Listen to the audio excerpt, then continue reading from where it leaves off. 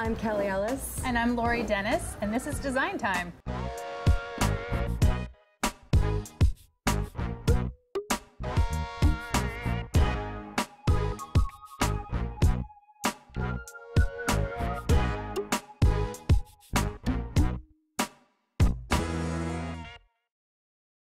We're here at the Selamat showroom to answer your questions.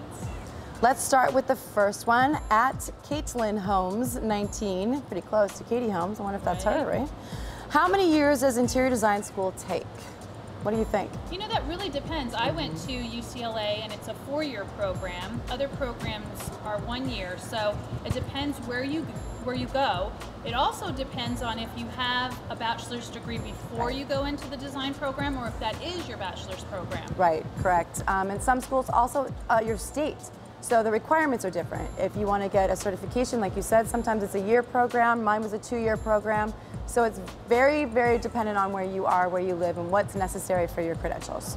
And you don't necessarily in every state need to go to design school. So Correct. You could go straight to design campus and it could be as short as 6 months, or it could be lifelong learning where you're always getting better and stronger. Oh yeah, CEU is here. Okay, so the second one. At Horn Frogs 45, that's a cute one. Yeah. What's the best way to ensure clients pay on time? Oh, have a contract. Hitmen. Yeah. Oh, well. Okay.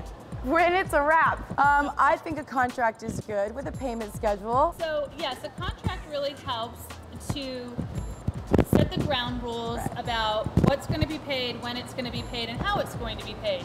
If that fails, and sometimes it does, you ask nicely, you send a lot of emails, you follow up with a copy of the contract, and if all else fails, then you should have a good attorney on staff that can write a letter for you and just remind the clients that you do have a contract and avoid having to move any further with it. I think the best guideline for me that I've been able to share is just pretend like you're a contractor or a subcontractor, because those agreements are pretty Loctite. This is how much I need up front, this is what we need at a certain point, this is what I need at the end, and it works. And once you've signed it, I mean, you have the client's signature, you're on your way. I mean, that's your promise, and so that's what you're basing all your business on. That you should. I mean, there's no two ways about it. And then the hitman is like way down the list for things to do. Next question from Dawn Allen, 1982. How large is your staff, and do you have a staff? Go ahead. Well, I have a special situation because we have a design build firm. So we have the design side, the construction side. We also have the design campus side, and then I also own a materials company and windows and doors. So there's a retail aspect there where we have some salespeople on staff and some people who sell to designers and contractors. So there's probably about 3 or 4 there. And the construction side, we have 2 or 3. And the design side, we have 3 people on staff. So I have a little bit more because I have different businesses that are all relating to design. I have 5 contractors, so no one in my house working with me or an office or a sub, but we also have Design Campus. And I think we're up to 9 people? 9. I think we have 9 employees with Design Campus. So it's growing. It's growing. I guess they just want to know how big our staff is. So there it is. There it is. And just so you know, you don't necessarily need to ever have a big staff to be a successful design professional, architect, or landscape architect. You can really keep it small and tight. Some really important firms that I know never go above 3 staff members, and they run multi-million-dollar projects. You can really use different technology and outsourcing and contractors.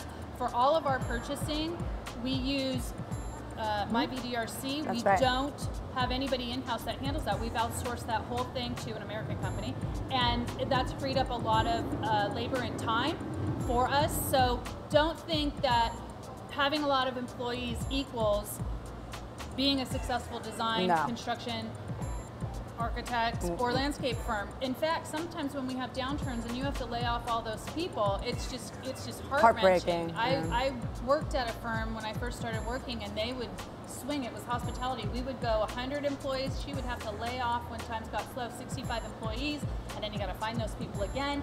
So I think if you can be small and nimble and really be resourceful with your time and have some good outsourcing people who can be flexible with their amount of hours that you need, that's probably the best way to go. That's how I do it. Yeah, that's my go-to, because my husband and I travel a lot, and we like the freedom of being able to travel and not have to worry about employees and whether or not we're working at a job. It's a job basis. I have several that do the CAD separately, do the purchasing separately. We'll run around and do all of the invoicing, everything separately. So they're on their own time, and it actually works out really, really great. Okay. All right. So last question. This is from Scotty's Landscape. I need new outdoor furniture resources. It all looks the same to me. Any ideas? Oh, wow. But yeah. you should ask. I have some great ideas. I'm actually sitting in an amazing idea. So we're here in Selamat Showroom, as we mentioned, and if you want something new, something beautiful, and not the norm, that doesn't look like every single piece, there's some gorgeous, gorgeous pieces here. Where they get their inspiration, I can't think of any other, a better person to ask than hey, Thatcher, come here. Get over here. Thatcher owns the company. Hi. So maybe Hey. maybe you can answer a couple questions for us about where you find inspiration. We have seen such beautiful, maybe Chippendale-inspired kind of outdoor furniture that you could put in any indoor situation, and we were wondering, how do you come up with these designs? Where's the inspiration? Well, our inspiration, very much like the person who wrote in and asked the question, started with there's so much of the outdoor world does look the same. Yes. So with our outdoor collections, what we try to do is just offer a different color or look outdoors, a material, a weave, a texture that you just don't normally see outdoors. And a lot of times that involves bringing the indoors out and reimagining an indoor product for outdoors, or maybe even using some indoor, what are typically considered indoor materials, as an outdoor material. So around the world, natural rattan is often considered an outdoor material. Well, in the United States, we've gotten to a mode where everyone wants everything to be either steel or plastic to be outdoors. All right. And it's nice to get sort of moved back to using rattan outdoors. And we do it in the States in bistro chairs. Many of the original French-style bistro chairs are natural rattan, so people don't have problems with that. And it's, sure, over time it may slowly go back to the earth. But then, it's not a big chunk of plastic that is going to be here forever. So is that our own perception in this country, that we just think it's either steel or metal and that's it? That's the only thing that's going to hold up outdoors. Is it just a cultural thing for us? I think it is, and I think it's not just hold up, but it's stay looking exactly the same. Oh, right. So we will get even teak, which is obviously one of the most famous old outdoor materials. We get complaints and people not aware that teak will silver if you don't maintain it. There's a lot of work there. Which is also very beautiful. I know, it looks gorgeous. It is. Some people don't like that though. So it's in the United States, people sort of want that product to look the same forever, and the only way to do that is with metal or plastic. But there's all these other great natural materials we can bring and sort of bring it inside out and give us those natural touchstones in our outdoor living spaces, which are a little warmer and nicer than the typical metal and plastic. Well, it's so beautiful. I love some of the lanterns that you have that are all natural materials. Are we able to use any of those on the outside? You'd have to use an outdoor wiring. As a matter of fact, we get photos from designers a lot that have used a lot of our lighting outdoors, in outdoor cabanas and hotels and things like that, and bunch our lighting together. They're very striking. Yeah. They look fantastic. Thank you. What else could we find in the showroom that's unique and original that we wouldn't have thought Could be outside, would go outside or inside? Could even go inside? What are your favorites in here? Yeah, well, our favorites are, we do a lot of our dining chairs are great, and sort of our lounge chairs. We love nice. these. This falls under that natural rattan.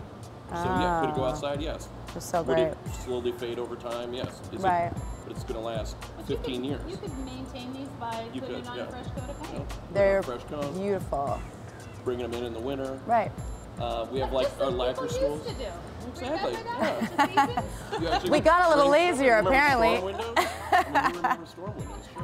The lacquer pieces, yeah? The lacquer pieces go out. Those are actually UV resistant, so we sell them as indoors, but those go outdoors.